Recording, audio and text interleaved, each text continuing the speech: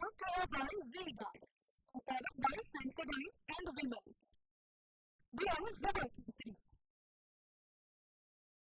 હવામાન વિભાગે કુલ 3 દિવસ સુધી વરસાદની આગાહી વ્યક્ત કરી છે. એવામાં આજથી જ સૌરાષ્ટ્રના 4 જિલ્લાઓમાં પણ વરસાદનું આગમન થયું હતું.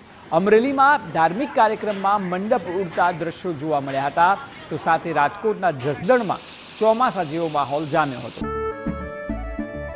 કેસરિયાથી મન જોગી થયું રે, દિલ ઝૂમે જુઓ મત મસ્ત થયું રે, કેસરિયાથી મન જોગી થયું રે. હર પળ મનાવો કેસરી તહેવાર.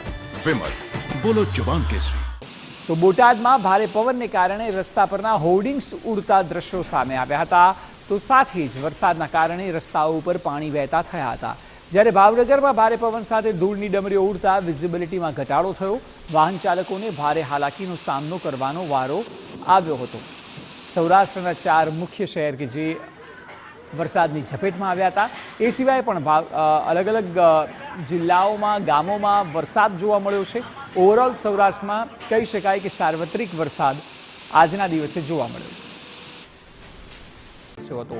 ધૂળની ડમરી ઉડતા અહીં પણ એ જ સ્થિતિ સર્જાઈ હતી કે જે અમદાવાદમાં જોવા મળી હતી. ગાંધીનગરમાં પણ આમ ગ્રીન સિટી છે, પરંતુ અચાનક જે વંટોળ ઊભું થયું તેનાથી ધૂળ ખૂબ મોટા પ્રમાણમાં જોવા મળી હતી અને ધૂળને કારણે વિઝિબિલિટીમાં પ્રોબ્લેમ થયો હતો. ગાડી લોકોને હંકારવામાં તકલીફ થઈ હતી. અચાનક આવેલા વરસાદે વાતાવરણમાં ઠંડક પ્રસરાઈ છે. જો કે જે ખેતી વાળો પ્રદેશ છે તે જગ્યાએ ખેડૂતો ભીતિ વ્યક્ત કરી રહ્યા છે કે ઉનાળુ પાકને નુકસાન થશે, અને એ જ પ્રકારના દ્રશ્યો પણ રાજ્યમાં અલગ અલગ જિલ્લાઓમાં, અલગ અલગ ઝોનમાં જોવા મળી રહ્યો છે. આપ ગાંધીનગરના હાલ દ્રશ્યો જોઈ રહ્યા છો.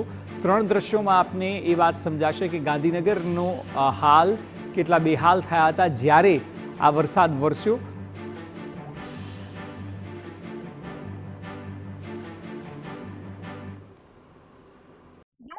By V-Guard, powered by Sensodyne and Vimal. We are Zebra.